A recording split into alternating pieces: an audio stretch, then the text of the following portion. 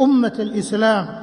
الوقاية والتحصين طريق لتجنب الضرر أو الاعتلال والأمراض، فعليكم عباد الله بتحصين أنفسكم وأولادكم وبيوتكم بالأوراد الشرعية والأذكار الصباحية والمسائية وأذكار الدخول والخروج والطعام والشراب والنوم والاستيقاظ وغيرها من الأذكار الثابتة عن سيد الخلق صلى الله عليه وسلم، فهي الحصن الواقي بإذن الله مع التوكل الجازم على المولى البصير السميع وتفويض الأمر لتدبيره المحكم البديع. فاليقين في الله أجل العزائم قدرا وأجلاها في حلك الحيرة بدرا. أليس الله بكاف عبده؟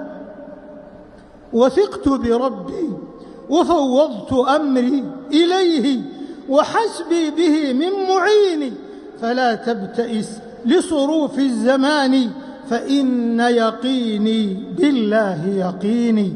روى البخاري في صحيحه من حديث ابن عباس رضي الله عنهما أن النبي صلى الله عليه وسلم كان يعوذ الحسن والحسين رضي الله عنهما ويقول: إن أباكما كان يعوذ بها إسماعيل وإسحاق، أعوذ بكلمات الله التامة من كل شيطان وهامة ومن كل عين لامة.